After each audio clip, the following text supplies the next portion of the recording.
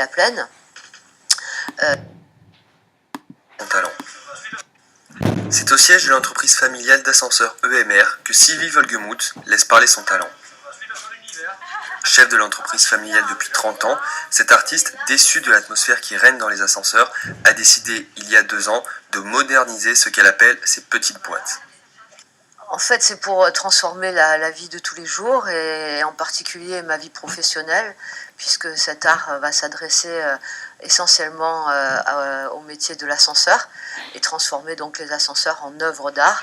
Comment je le définis? C'est vrai que c'est quelque chose qui part de la réalité, puisqu'on se base toujours sur la réalité quand on crée quelque chose, ce qu'ont fait les autres. Et après, voilà, c'est l'imaginaire qui prend place, qui va déformer, défigurer, transformer les choses concrètes qu'on voit autour de nous, de la réalité. Et cet art, j'ai voulu le mettre dans des petites boîtes qui s'appellent les ascenseurs. Pour prendre un exemple simple, on a donc fait l'ascenseur de chez Audi à Nice-La Plaine. Au départ, je suis allée voir les ascenseurs là-bas pour simplement récupérer les contrats, donc faire de la maintenance. Et quand j'ai vu l'état, on va dire, voilà, très classique de ces ascenseurs, j'ai dit mais pourquoi vous voulez pas quelque chose d'un peu plus joli pour attirer vos clients?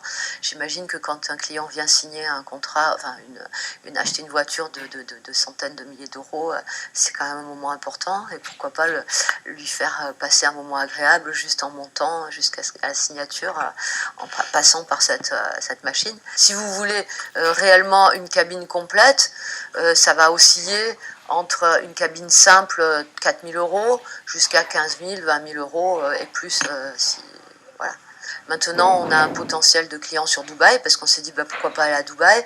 C'est un lieu où on a vu des tours qui sont absolument extraordinaires, imaginatives, et voilà, ils font appel aux plus grands architectes du monde. Et par contre, c'est vrai qu'on a été déçus au niveau des ascenseurs qui sont, voilà, il n'y a rien d'innovant. Donc on a commencé à proposer nos produits là-bas, et on a un potentiel de clients. Mais là-bas, il faut du temps. Bon, nous avons beaucoup d'entreprises de design contre lesquelles nous ne voulons absolument pas lutter. Ça n'a rien à voir. On n'est pas des designers du tout. On est plus, on va dire, des techniciens et des artistes. Donc on va allier la technique et l'art. Voilà.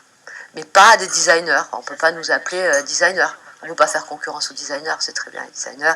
Ils vont faire par exemple un ascenseur en corrélation avec le hall d'entrée, en corrélation peut-être avec les meubles de l'hôtel ou avec autre chose, ou selon le goût de l'époque. Nous, on va faire vraiment personnaliser cet ascenseur en mettant de l'art à l'intérieur. Et même quand on est allé à Dubaï, les gens regardaient une boîte à boutons en forme de chaussure rouge avec de l'or, des paillettes d'or à l'intérieur, enfin des paillettes d'or, etc. Une boîte à boutons en forme de chaussure hyper moderne, etc. Ils sont restés sidérés, quoi. Là, vous allez voir le cheval que nous avons fait. C'est surprenant et c'est surprenant, voilà, c'est très nouveau, c'est très surprenant. Après, je suis tout à fait d'accord pour que mon idée de départ envahisse le monde et que le monde entier se mette à faire des belles choses dans les ascenseurs. Moi, je serai la plus heureuse du monde, même si c'est moi qui suis à l'origine. Et puis si après, tant mieux, qu'on soit heureux quand on monte dans un ascenseur. C'est tout ce que je demande. Exporter son art, c'est donc ce que Sylvie souhaite. L'entreprise, qui comptait 3 personnes à sa création, a bien grandi depuis, avec près de 85 salariés aujourd'hui. Et qui sait, ce n'est peut-être que le début d'une belle aventure.